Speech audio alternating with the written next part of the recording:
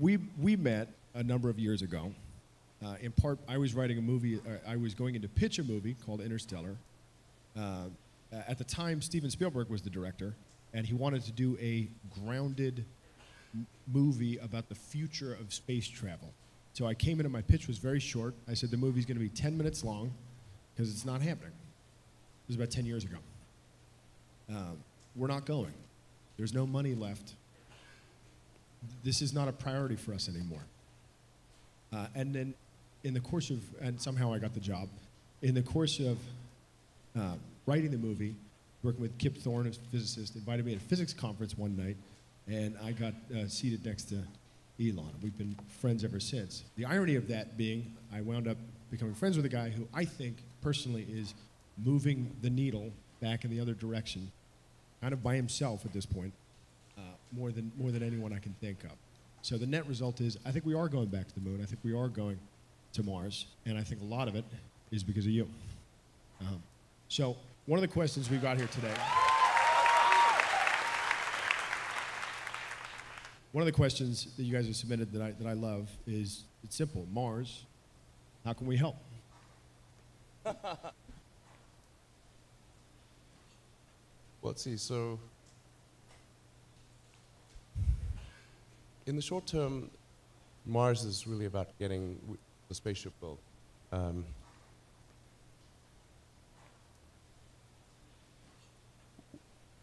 We're making good progress on the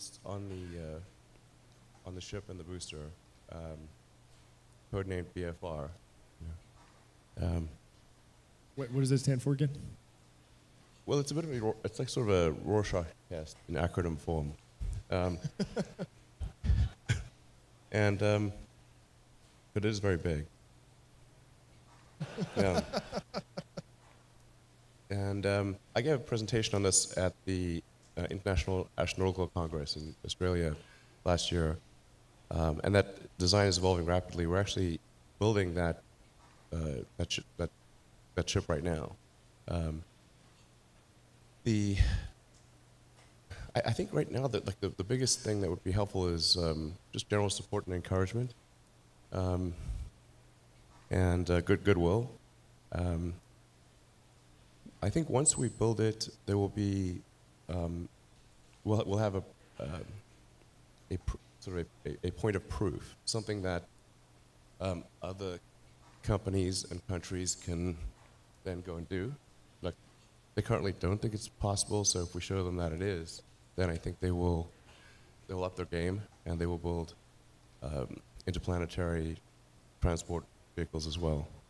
Now, once that has been built, and there's a means of getting cargo and people to and from Mars, as well as to and from the moon, and other places in the solar system, then I think that's really where there's a tremendous amount of entrepreneurial resources that are needed, because you've got to build out the entire base of industry, everything that allows human civilization to exist, and it's going to be harder, a lot harder, in a place like Mars or the moon. We're going to need some volunteers to be colonists. Do we have any colonist volunteers here for Mars? Actually, not many hands raised, by the way. I mean, the moon and Mars are often thought of as like, is this some escape hatch for rich people? But it won't be that at all. It's anyone who, for the early people that go to Mars, it'll be far more dangerous. I mean, really, it kind of reads like Shackleton's ad for Antarctic explorers. You know, it's like difficult, dangerous, good chance you'll die. Excitement for those who survive.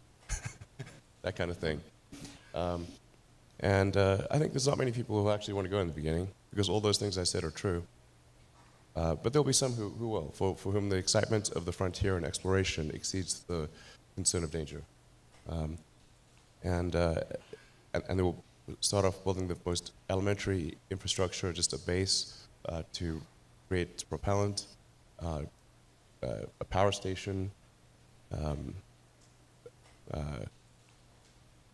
glass domes in which to grow crops, all the sort of fundamentals without which you cannot survive.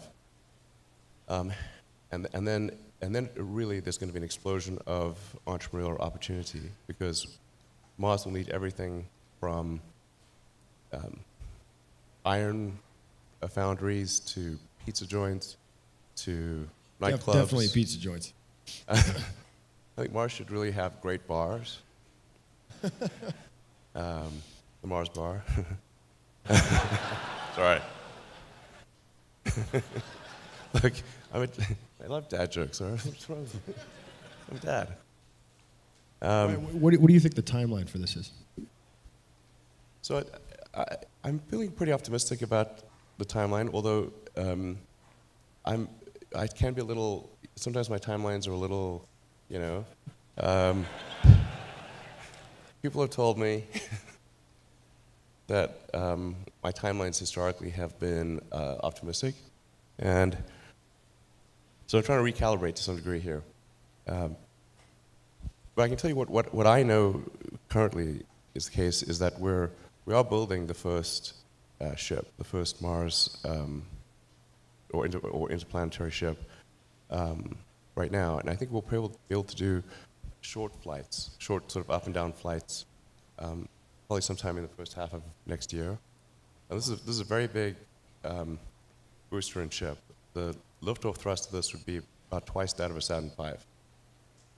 So it's capable of doing 150 metric tons to orbit and be fully reusable.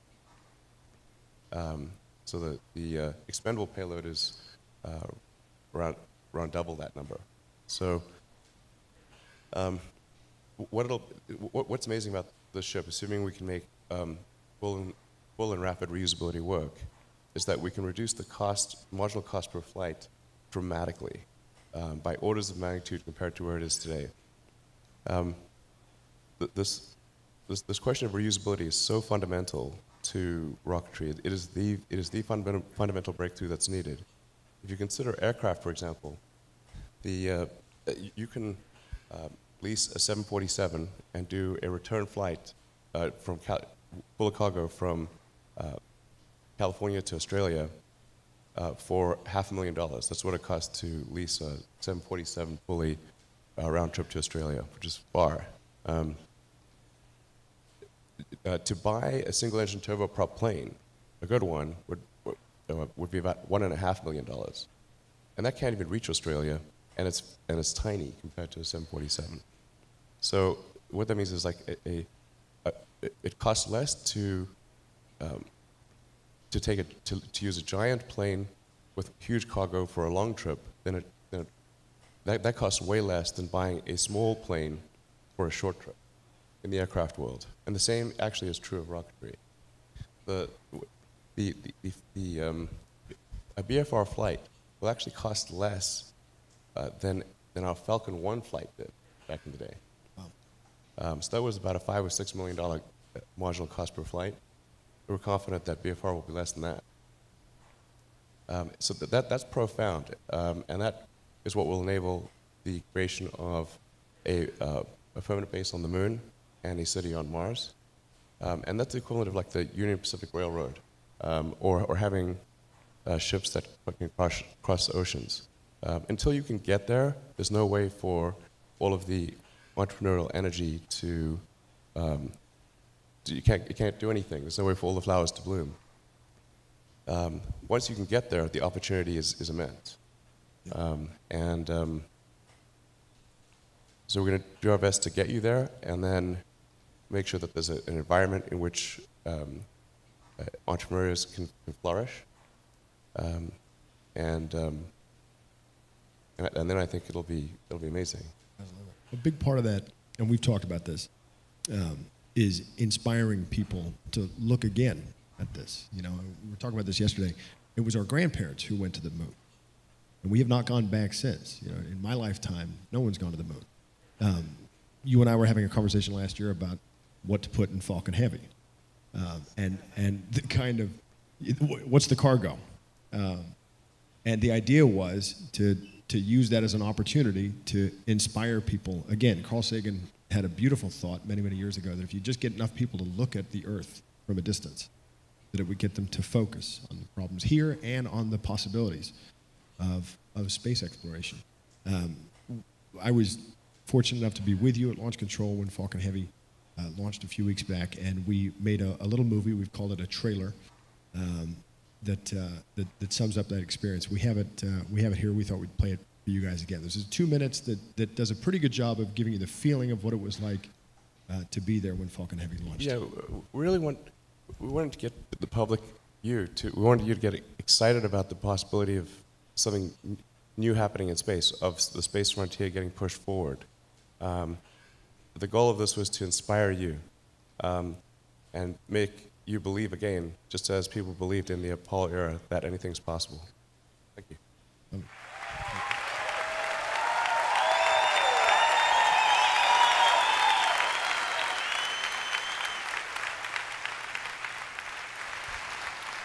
That picture at the end is a picture of one of the circuit boards inside the Roadster, right? We try to confuse the aliens as much as possible. If you look carefully, there's also a little Hot Wheels version of the Roadster with a tiny little astronaut in the Hot Wheels Roadster on the dashboard.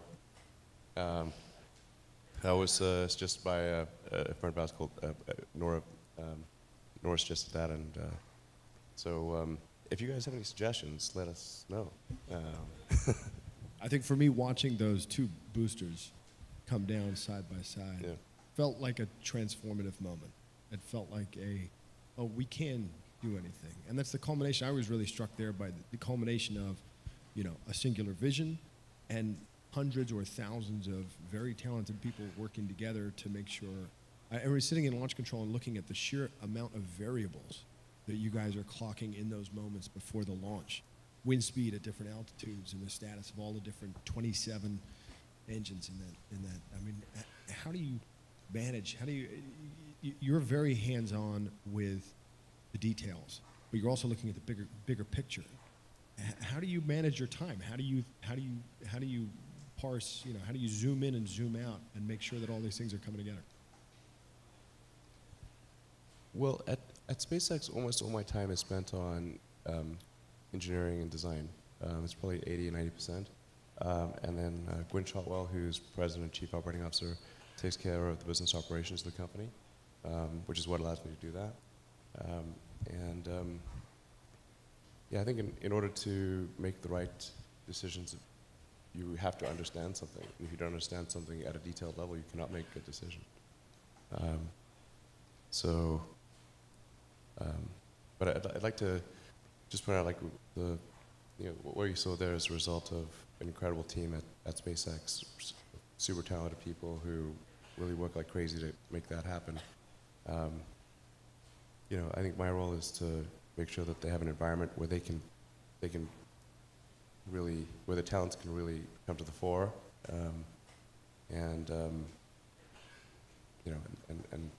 but I can't tell you how honored and grateful I am to work with such a great team.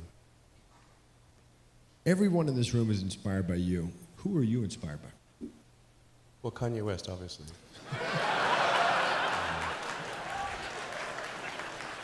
That's what you said.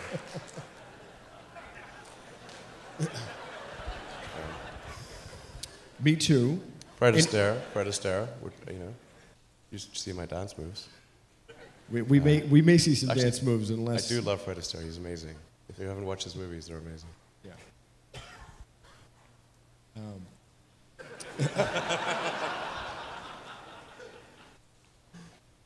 I think for me, when I look at all of the things you've undertaken to do, the commonality is with Tesla, with SpaceX, Solar City, now with the Boring Company. It feels like you're seeing a firmly established and mature industry that is ripe for sort of a quantum shift. There's an opportunity there for, in the case of cars, it's electrification, which drastically changes the complexity of an automobile and potentially down the line the expense of it. With rockets, it's the reusability of it. With solar, it's about a firmly established energy system that's about to be massively disrupted. This is happening. And with the Boring Company, it's about looking at infrastructure projects which typically take decades and billions of dollars, and looking to reduce the complexity of that. Is that how you see the world? Do you see the things that don't work and can be made better? No. I don't sort of like look at things and say, okay, what's the rank ordered, business opportunity from a financial standpoint, or anything like that. It's really just like there's some things that don't seem to be working, that are important for for our life and for the future to be good. And I have to say that if one were to say like, if one were to do a risk-adjusted rate of return estimate on various industry opportunities, I would put basically building rockets and cars pretty close to the bottom of the list. That they would have to be the dumbest things to do. Just because you look at the auto industry, and in the U.S. auto industry, the only two companies that haven't gone bankrupt, at least at some point, are Tesla and Ford. Every other company got bankrupt or was failing and got acquired. There's only two companies that haven't gone bankrupt, and there's a big graveyard of companies that did. So, and then you're going up against entrenched competitors. There's no. I gave basically both SpaceX and Tesla from the beginning a probability of less than 10% of likely to succeed. So why do it? Well, in the case of SpaceX, I just kept wondering why we were not making progress towards sending people to Mars, why we didn't have a base on the moon. Where are the sort of space hotels that were promised in 2001 in the movie? It's like, it just wasn't happening year after year. It was getting me down. I look at the NASA website. I was like, where does it say when we're going to Mars? It doesn't. So initially for SpaceX, for example, I thought, well, the genesis of SpaceX was not to create a company, but really how do we get NASA's budget to be bigger? That was initially the goal. So I came up with this little small philanthropic mission, which would be to send a small greenhouse to the surface of Mars. It's called Mars Oasis. And then upon landing, the seeds would be in dehydrated nutrient gel, hydrated upon landing, and you'd have this little greenhouse, and then the money shot would be green plants against a red background. So recently learned that money shot has a meaning that that I wasn't aware of, but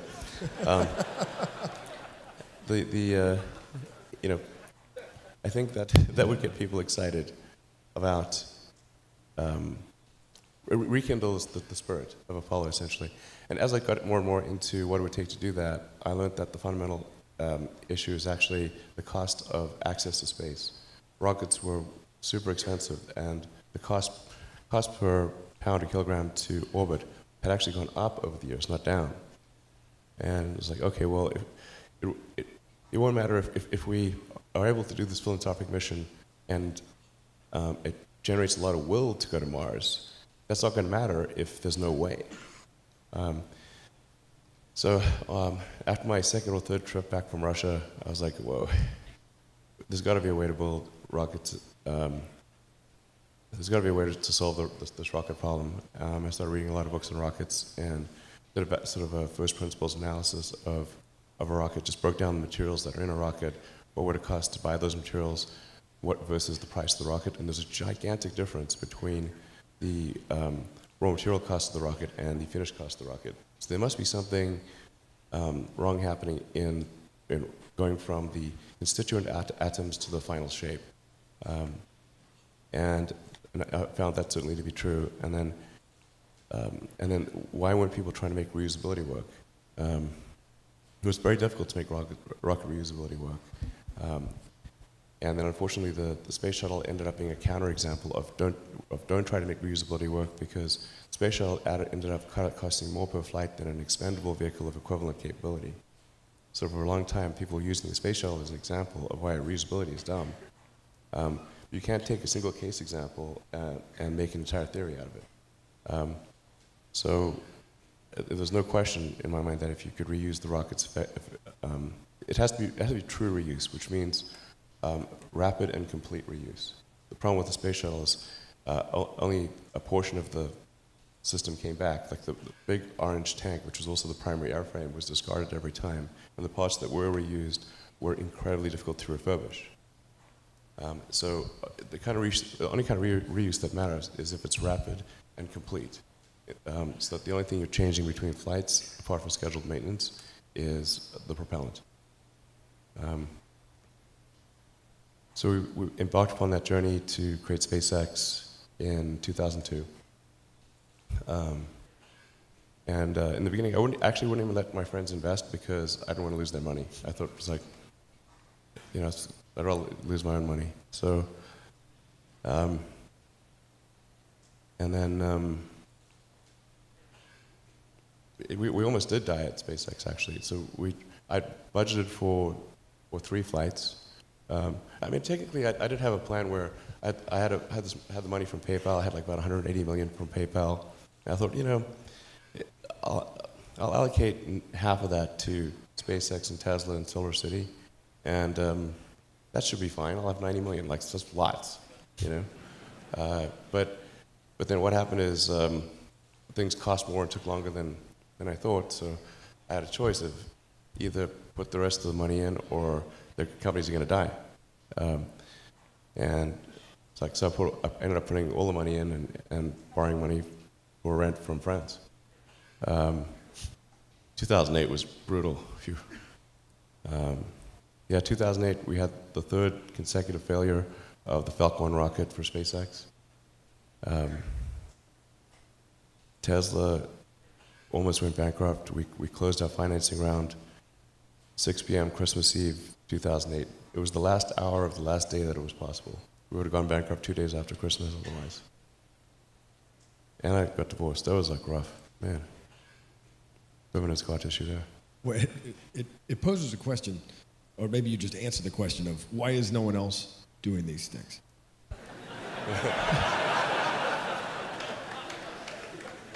What's your pain threshold? Yeah. Well, if it's real high. So, yeah, I mean, SpaceX is alive by the skin of its teeth, so is Tesla. If things had just gone a little bit the other way, both companies would be dead. And I like one of the most difficult choices I've ever faced in life was in 2008. I think I had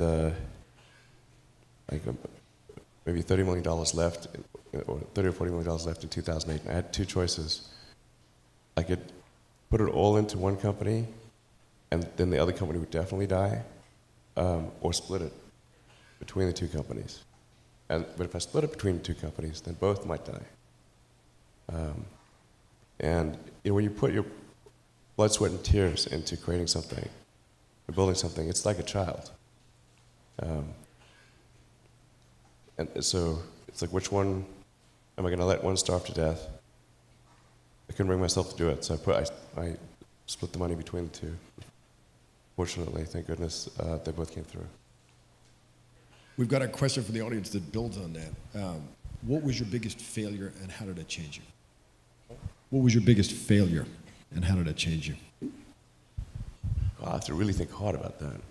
Failure. Never heard of it. There's your answer. Well, there's a ton of failures along the way, that's for sure. Like I said, as I said, for SpaceX, the first 3 launches failed. And we actually were just barely able to scrape together enough parts and money to do the 4th launch. If that 4th launch had failed, we would have been dead. So multiple failures along the way. I tried very hard to get the right expertise in for SpaceX. I tried hard to find a great chief engineer for the rocket, but the good chief engineers wouldn't join, and the bad ones, well, there was no point in hiring them. So I ended up being chief engineer of the rocket. So if I could have found somebody better, then we would have maybe had less than 3 failures. How do you plan a business where you know, the rocket business, you know some of these things are going to blow up on the launch pad? How does the business plan work? I don't really have a business plan.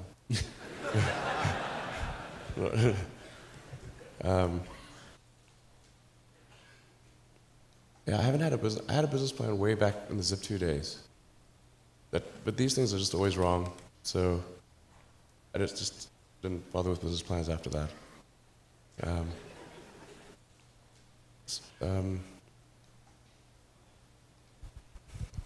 Yeah. I mean, I think, you know, wishful thinking for sure is a source of many problems in many walks of life. Yeah, business or personal, wishful thinking causes a lot of trouble. You really have to ask, you know, whether something is true or not. Does it make sense? And if it ever feels like too easy, it probably is. You know, yeah. But for all the drama of SpaceX, I think Tesla's actually been probably 2/3 of my total drama dose of a time. Tesla's a drama magnet. It's crazy. How do you? I mean, a lot of people want to know. You know, you're managing 3 or 4 companies now, each of them trying to do something revolutionary, each of them challenging a business that has historically been regarded as impossible to challenge or disrupt. How do you prioritize? How do you prioritize between the different companies? How do you prioritize? How do you spend your time? Yeah, absolutely. Actually, could I trouble you for a water? I've got a bit of a cold, so my voice is a bit hoarse. It's okay. In terms of time priority,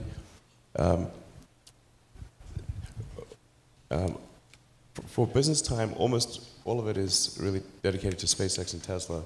It may sound like I've got a lot of different endeavors, but it's overwhelmingly SpaceX and Tesla in terms of time allocation.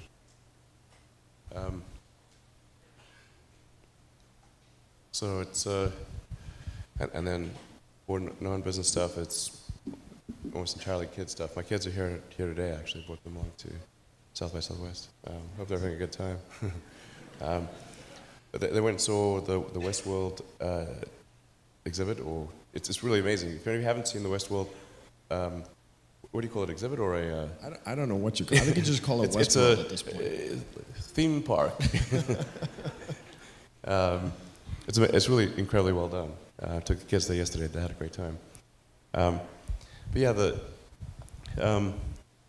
I think probably one of the biggest misunderstandings is that I'm actually not an investor. Sometimes people think I'm an investor or I invest in things. I don't invest in anything. In fact, the only public security that I own of any kind is Tesla. And then the next biggest is SpaceX. And then the Boring Company kind of started more as a joke, because that would be a funny name for a company. You know, we put the 0 in bring. I mean, it's sort of like, that doesn't make any sense. But when we talk, I remember when you first told me that you were thinking about tunnels. Yeah, when did I first tell you about that? Years ago. Okay, it's like a long time ago. Yeah, like I thought you were joking. Yeah, it was. I was joking, but it's not because of some epiphany that I had one day driving down the 405. That's how it gets translated somehow. I was talking about tunnels for years and years. For probably 5 years or 4 years at least, whenever I'd give a talk and people would ask me about what opportunities do you see in the world, I'd say tunnels. Can someone please build tunnels? So after 4 or 5 years of begging people to build tunnels, and still no tunnels, I was like, okay, I want to build a tunnel. So like maybe I'm missing something here. Yeah, so I was like basically talking people's ears off for tunnels for several years, and then said, well, let's find out what it takes to build a tunnel. And yeah, so I started digging a tunnel. I wanted to start the tunnel from where I could see it from my office at SpaceX. So I said, well, let's just carve off a part of the parking lot across the road so I can see if anything's happening or not. And then we named our first boring machine Godot, because I kept waiting for it. It never came. Finally it did. And we got it going. And now we're making good progress. And we're funding the company for merchandise sales. So thank you for anyone who's bought our flamethrower. You will not be sorry, or maybe you will. It won't be boring. We have a video, I think, here of the latest vision for the Boring Company in terms of how it planned, you know, the hopes cool. that it'll I didn't even know this. Great.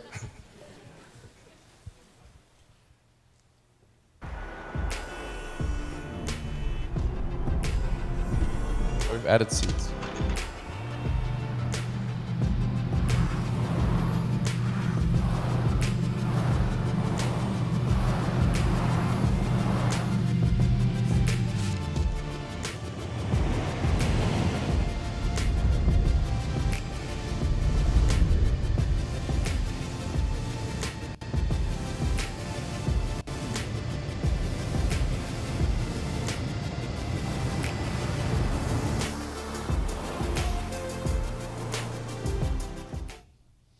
I think, you know, when we were first talking about the concept, you know, tunnels feel like a resolutely old school solution to a problem. I'm sad that I invented tunnels.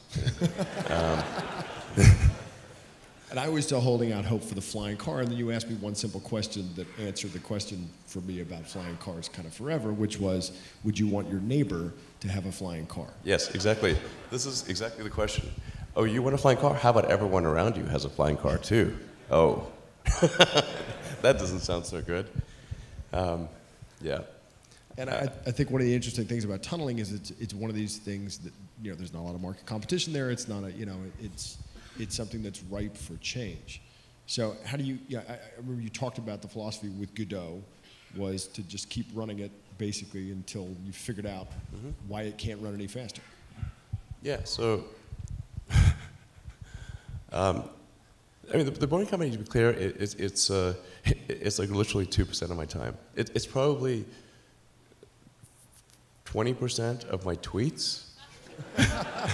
But tweets do not correlate to actual time spent.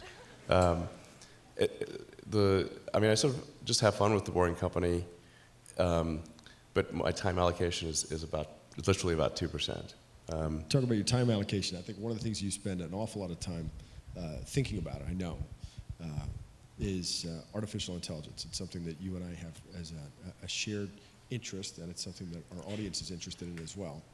The question here is a lot of experts in AI don't share the same level of concern that you do about the dangers of AI. Fools. What Famous last words. What specifically do you believe that they don't?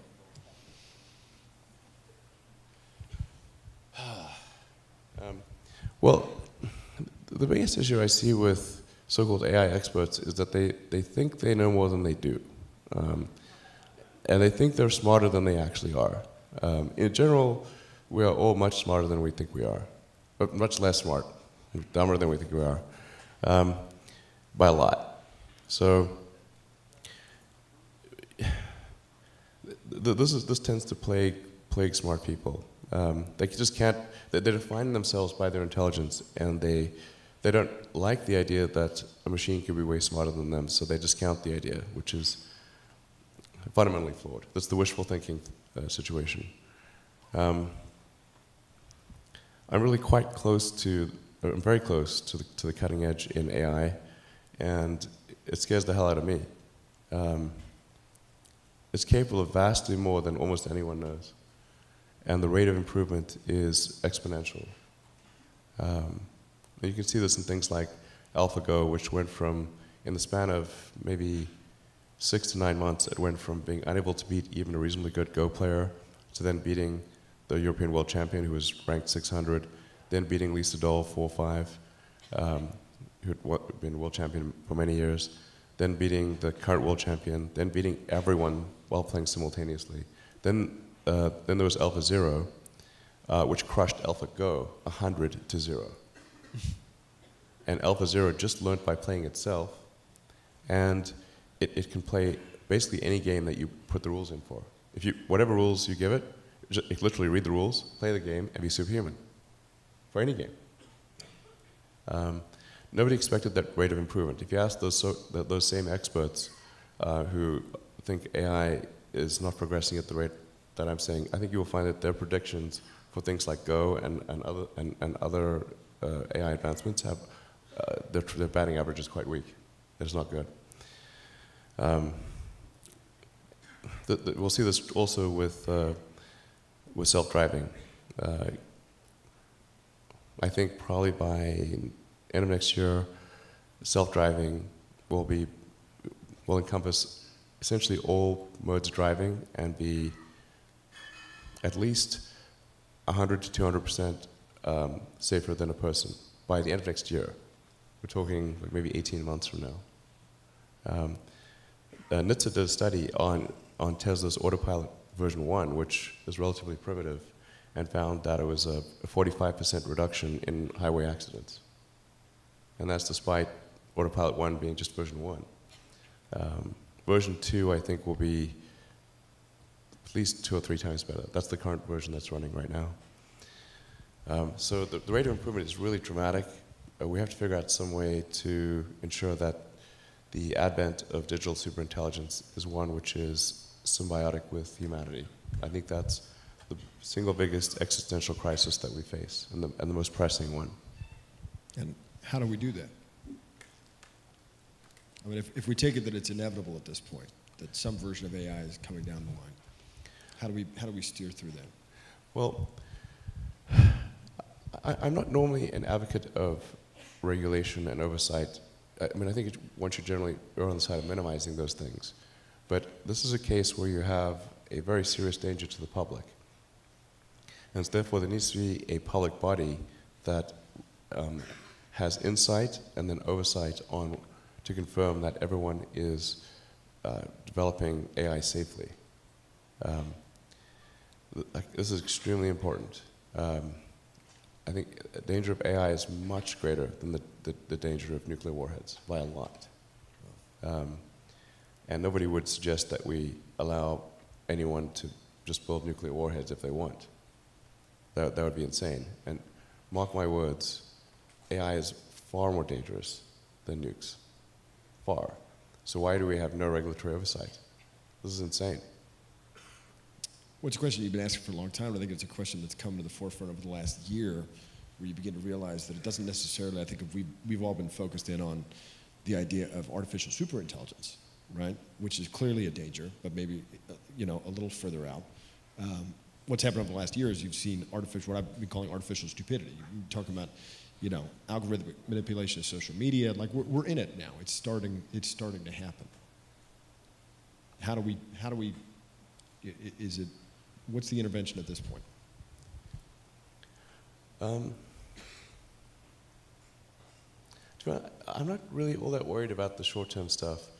Things that are, like narrow AI is not a species-level risk. It will result in dislocation, in lost jobs, and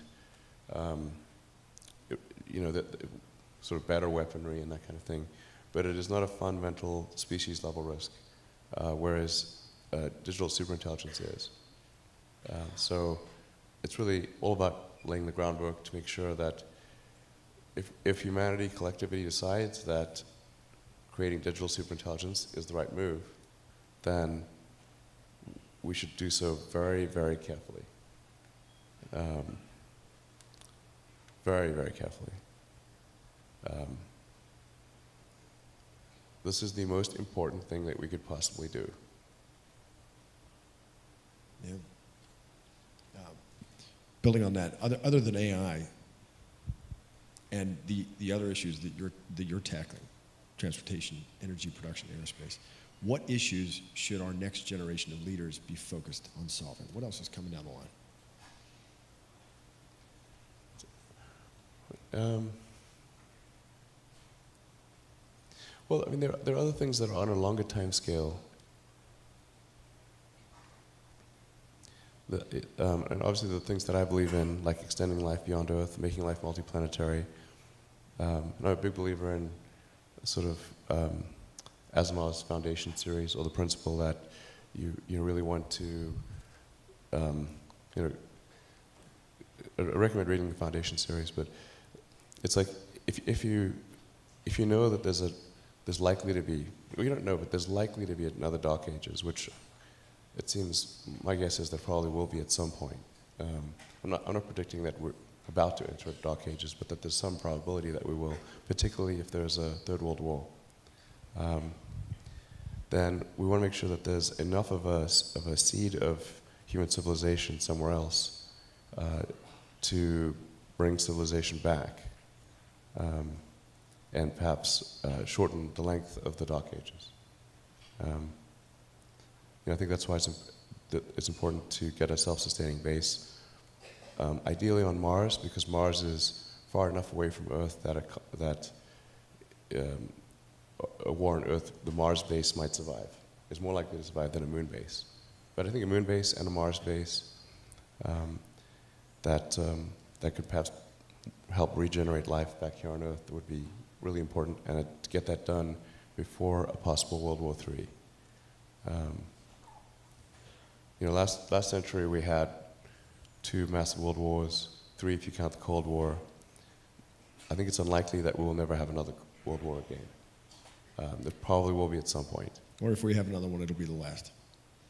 Yeah, it just could be radioactive rubble. So, again, I'm not predicting. It just seems like, well, if you say given enough time, will it be? Most likely, given enough time. This has been our pattern in the past. Like I really believe in the zeroth law of Asimov's zeroth law. Take the set of actions most likely to support humanity into the future. But I think sustainable energy is also obviously really important. It's tautological. If it's not sustainable, it's unsustainable. Yeah, how close are we to solving that problem? Well, I think that the core technologies are there with wind, solar, with batteries. The fundamental problem is that there's an unpriced externality in the cost of CO2. The market economics works very well if things are priced correctly, but when things are not priced correctly, and something that has a real cost has zero cost, then that's where you get distortions in the market that inhibit the progress of other technologies. So essentially anything that produces carbon, it puts carbon into the atmosphere, which includes rockets, by the way. So I'm not excluding rockets from this. There has to be a price, and that you can start off with a low price, but then that price, and then depending upon whether that price has any effect on the parts per million of CO2 in the atmosphere, you can adjust that price up or down. But in the absence of a price, we sort of pretend that digging trillions of tons of fossil fuels from deep under the earth and putting it into the atmosphere, we're pretending that has no probability of a bad outcome. And the entire scientific community is saying, obviously, it's going to have a bad outcome. Obviously, you're changing the chemical constituency of the atmosphere. So, so it's really up to people and governments to put a price on carbon, and then automatically the right thing happens. It's really straightforward. What do we do with the carbon that's already up there? I actually think we can manage with the current carbon level, or even a little bit higher. It's and this is going to sound like I'm backtracking, but there's actually an argument that more carbon in the atmosphere is actually good, but up to a point. So we might actually arguably have been a little carbon starved. If you go back 200 years ago and say, okay, well, a few hundred years ago, we had like 280, 290 parts per million of carbon. We're probably a little carbon starved. Now we're about 400, just past the 400 mark. I think somewhere in the 400s, probably okay. We don't have to worry about sequestering carbon or anything like that. But now, if this momentum keeps going, and we start going up to 600, 800, 1,000, 1,500, that's where things get really squirrely. The sheer momentum of the world's energy infrastructure is leading us in that direction. So it's just very important that the public and the government's push to ensure that the correct price of carbon is paid. So that will be the thing that matters. Yeah. Our audience is very interested in knowing how many hours of sleep you got last night. I don't know, about 5 or 6, I think. 5? I don't know. I feel like we know part of the answer to this because you were trapped in Westworld for a while. But how? I mean, on a regular day for you, are you sleeping? You're not sleeping a lot, right? Well, geez, do I look that bad? No. You look great. Oh, but thanks. we just imagine with the amount of responsibilities, with the amount of with what you've got going on, do these problems still keep you up at night, or do you think we're on our way to solving them? Well, right now, the only things that are really stressing me out in a big way are AI, obviously. That's like always there. And I'm working really hard on Tesla Model 3 production.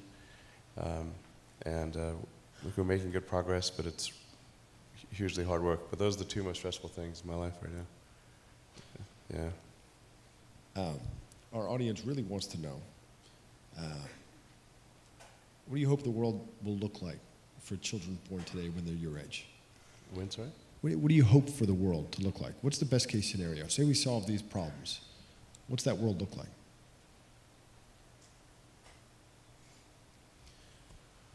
Let's see. So I think a good picture would look like, we really substantially transferred to sustainable generation and consumption of electricity, so that the CO2 risk and the ocean rising risk is mitigated, and we're not looking at having Florida and sort of large portions of the world underwater. That'd be great.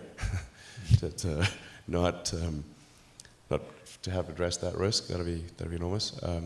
For us to have a base on the moon, base on Mars, be out there exploring the solar system, start building industry on, essentially having human civilization go out there, and have it be such that anyone can go to the moon or Mars or out to the solar system if they want, making it really affordable.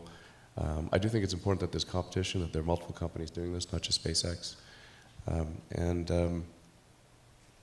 And that AI risk is that I guess there's sort of a benign AI, and that we're able to achieve a symbiosis with that AI. Ideally, the AI, there's somebody who, I can't remember his name, but had a good suggestion for what the optimization of the AI should be, what's its utility function. You have to be careful about this, because if you say maximize happiness, and the AI concludes that happiness is a function of dopamine and serotonin, so it captures all humans and jacks your brain with large amounts of dopamine and serotonin. Like, okay, it's not what we meant. It sounds pretty good, though. Oh, you'll love it. Well, I like the definition of the AI should try to maximize the freedom of action of humanity. Maximize the freedom of action. Maximize freedom, essentially. I like that definition. But we do want a close coupling between collective human intelligence and digital intelligence. Neuralink is trying to help in that regard by creating an interface between, a high bandwidth interface between AI and human brain. We're already a cyborg in the sense that your phone and your computer are kind of an extension of you. Just low bandwidth input output. Exactly, it's just low bandwidth, particularly output. I mean, 2 thumbs basically. So how do we solve that problem? The bandwidth thing? The bandwidth issue. I mean, we've all succumbed to it now. We're all cyborgs. We're just low efficiency cyborgs. So how do we make it better? I think we've got to build an interface. Like we didn't evolve to have a communications jack, or some. So there's got to be essentially vast numbers of tiny electrodes that are able to read write from your brain. Of course, security is pretty important in this situation, to say the least. I was going to say, I'm not coming with. I'm keeping my brain air-gapped. Yeah. Well, I think a lot of people will choose to do that. But it's a bit like Ian Banks' neural lace. Mm-hmm. But in the case of neural lace, it's sort of that's there from when you're born, or it's more of a backup. Sorry? It's a backup. Yeah, kind of a backup. This would be there's a digital extension of you that is an AI. The AI extension of you, a tertiary layer of intelligence. So you've got your limbic system, your cortex, and the tertiary layer, which is the digital AI extension of you. And that high bandwidth connection is what achieves a tight symbiosis. I think that's the best outcome. I hope so. If anybody's got better ideas, I'd love to hear it. We're talking about another project that you're working on that our audience wants to know a little bit more about, Starlink. Oh. Can you tell us anything? Do you mean Skynet? Hopefully not Skynet. It's an internet in the sky.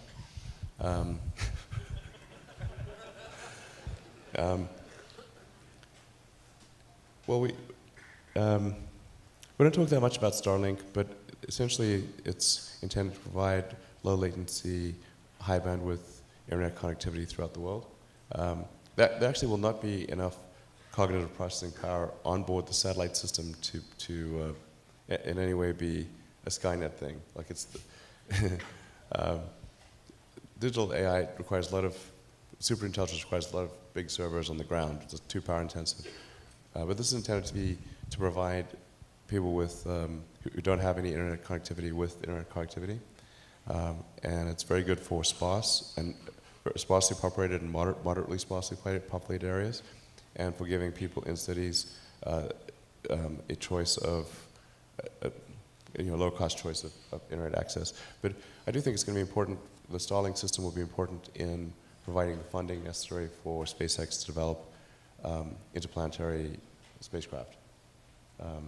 And at the same time, helping people who have either no or super expensive connectivity and giving people in urban areas more of a competitive choice. Very cool. I have to ask it because it's the #1 question. Just going back to Mars, what kind of government do you envision for the first Martian colony? So we have to be careful and what's your title? Yeah, exactly. Emperor or God Emperor? I don't know. Might be too much. I don't know. If you watch my jokes here, not everyone gets irony. Must remember. So I think I think most likely the form of government on Mars would be somewhat of a direct democracy, where you vote on issues, where people vote directly on issues, instead of going through representative government. When the United States was formed, representative government was the only thing that was logistically feasible, because there's no way, it was no way for people to communicate instantly. A lot of people didn't even have really access to mailboxes, or there wasn't even really the post office was very primitive. A lot of people couldn't write. So you had to have some form of representative democracy, or things just wouldn't work at all. But I think on Mars, most likely it's going to be everyone votes on every issue, and that's how it goes. There are a few things I'd recommend, which is keep laws short. Long laws, it's like that's something suspicious is going on if there's a long law. You know, if the size of the law exceeds the word count of Lord of the Rings, something's which it does, amazingly, then it's like something's wrong. So there should be a limit to the size of the law that you should be able to digest it. Like, how come you can read the Constitution and all of the amendments, like you can read those in maybe an hour? And we govern so much of our civilization by that, and yet modern law is this obtuse, super boring tome that's indecipherable to almost anyone. So I think direct democracy, laws that are comprehensible. I think having some kind of hysteresis on, like, it should be easier to remove a law than create one, because things just get to inertia. You have to have something that's going to overcome inertia.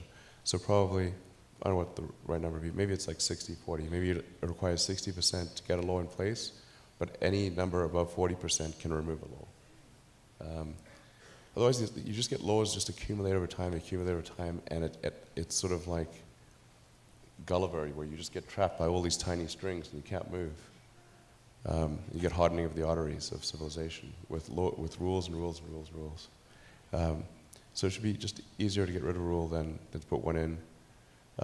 Maybe they should even have like some kind of sunset clause, so that they just automatically expire unless there's enough of an impetus to keep them around.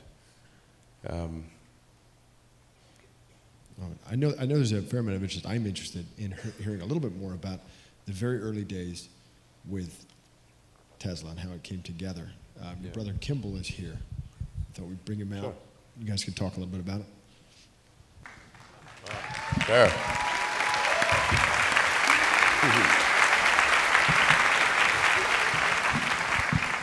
You guys might get lucky tonight. I notice you have a guitar. I'm going to ignore that. We got hats, we got a guitar. But I would guess there are a fair number of entrepreneurs here today, and a fair number of people interested looking at Tesla, which now extraordinary success of it. You know, how did this come together? I mean, when you guys were looking at, I know famously, you know, you were looking at problems you could solve. What do those conversations look like? Yeah, so let's see. So I'm talking to Kimball, thanks for coming on, about the things that I thought would be most important to work on for a long time, all the way back to college days. Electric cars are something I've been interested in since I was, like, I don't know, 18, 19. When do you first recall hearing me talk about electric cars? Just curious. First time was, well, you talked about it in the 90s a lot. We used to brainstorm a lot randomly, even in, I think we were 20 years old. And the first thing I remember us brainstorming was solving connectivity amongst doctors. Huh. And we were on a road trip from... That was hopeless. Huh? A long time ago. We had a lot of doctors in the family, so we had the information. But the idea was really to solve that problem where we, from Silicon Valley to Philadelphia, brainstorming how you do it. This is before the internet, so we you know, in our minds, designing network computers, doctors talking. This has all happened, of course, over 25 years, but that's sort of the first time I remember us really trying to solve a world problem, and unless it was a world problem that was really important, it just wasn't that interesting to us. Electric cars, you talked about for a long time, but I remember walking into your house once, it says in probably 2002 or 2003, and you had these plans laid out that the team at Tesla had, or the earlier guys had basically said, you know, we're going to take this Lotus Elise and we're going to convert it into an electric car. And, you know, we sat down and talked about it for a bit, and it wasn't so much that it could be done. I think we all believed it could be done. It was more just the attitude that it should be done. And that it went from there. Yeah, well, the first internships that I had that were interesting were on ultracapacitors for use in electric cars. So that's why I first came out to Silicon Valley in like 93 or 92 or something like that, was to work at a company called Pinnacle Research on advanced ultracapacitors with the idea that this could be a solution to the energy storage problem in electric vehicles. And then when I graduated from Penn, I was going to be doing a PhD at Stanford in material science and physics, trying to figure out if there's a way to solve for an ultra high density solid state capacitor that would have enough range to power an electric vehicle. So, in fact, that's in '95, and then I wasn't sure. This is one of those things where you could work on it for a long time and discover that there's actually no good solution. You could publish a paper and you get a PhD and all that, but it would be academic in its value. So in '95, I had a choice of either work on this energy storage system for electric vehicles or try to play a role in building the internet. But the internet stuff was happening right then and there. Whereas the electric vehicle technology was going to progress slowly on its own, whether I was there or not. So I thought, well, I'll put the grad studies on hold and do something to help build the internet, or do something useful on the internet. And that's when I talked to Kimball, and you were working in Canada at the time. Yeah, that's right. And said, hey, why don't we try to do this company in Silicon Valley? It's pretty cool. We built we were the first to see maps in door-to-door direction. It had been built by a company, Navtech, but never been on the internet. And it was so cool to be the first two humans to see it. You can draw a map, type in an address, get directions, things you probably all did about 50 times today each. And we were the first to see that and put it on the internet, so it was really cool. Yeah, it was the first maps and directions, yellow pages and white pages on the internet. Yeah. And then we ended up helping bring a lot of publications online. So as investors and customers, the New York Times Company, Knight Ridder, Hearst, and a number of others. Yeah, but I always wanted to get back to electric vehicles because that was a primary interest of mine from undergrad and grad days.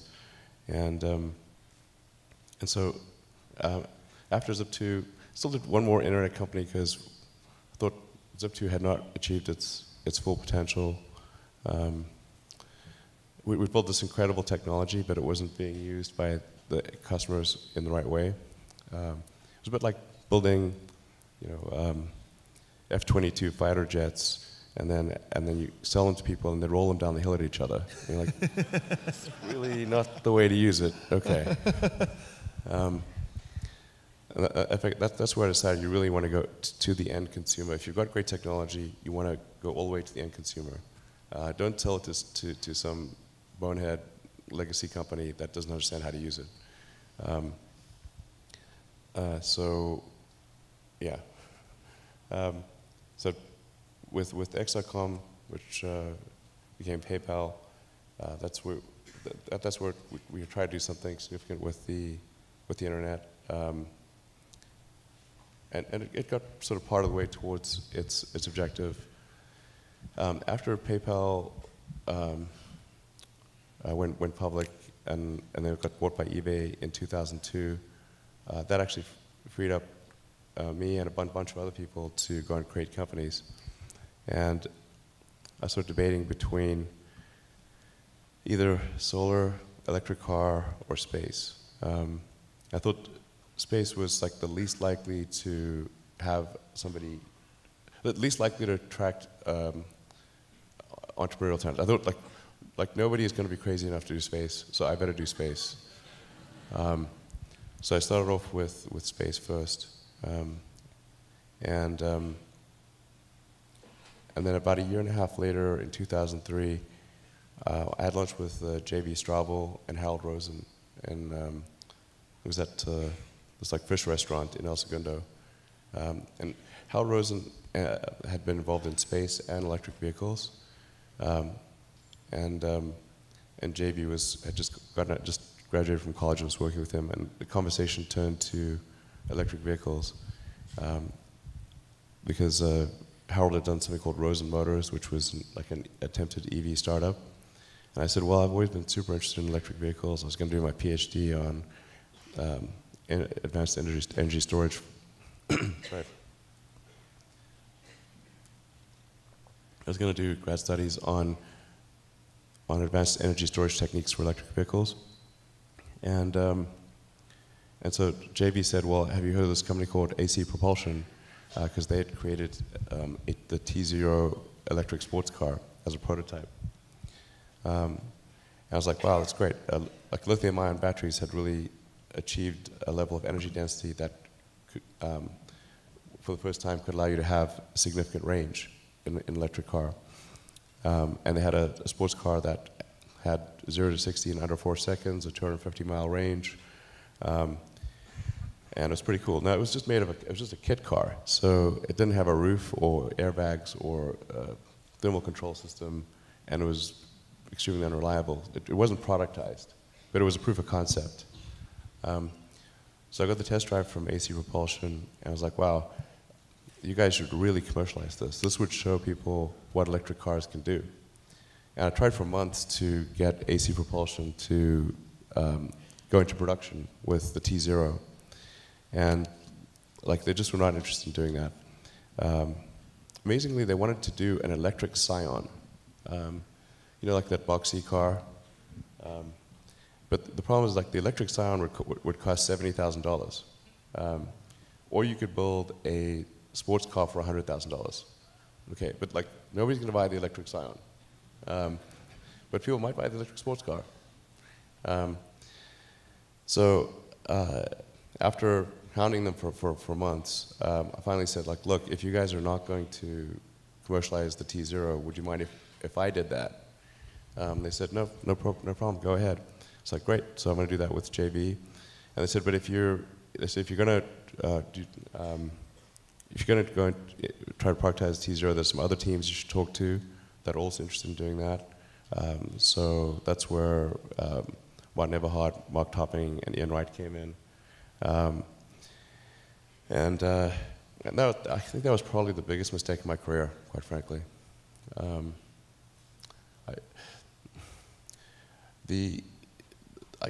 I think whenever you think you can have your cake and eat it too, that's something you're probably wrong. So I thought I can keep running SpaceX.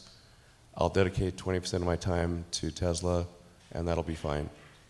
But actually, it didn't. Things really melted down. Went through hell. We had to recapitalize the company. Kim was there seeing it in real time. So Silicon Valley, accurate or not accurate? The show? Yeah. It starts to get very accurate around episode 4. So it took a few episodes to kind of get grounded.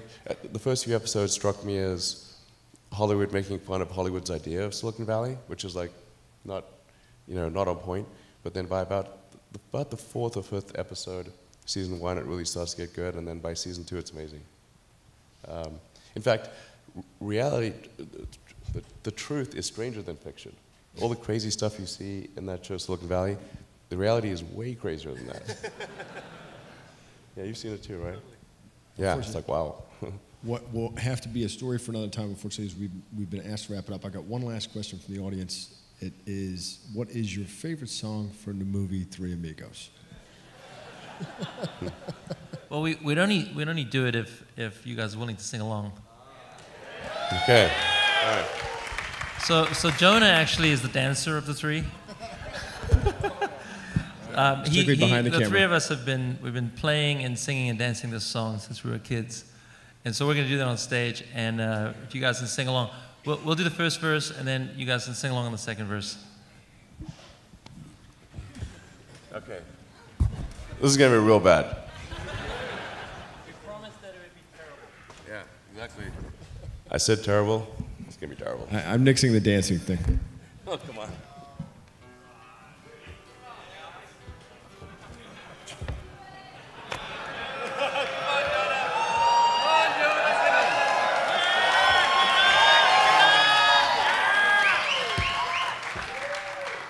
This is gonna hurt.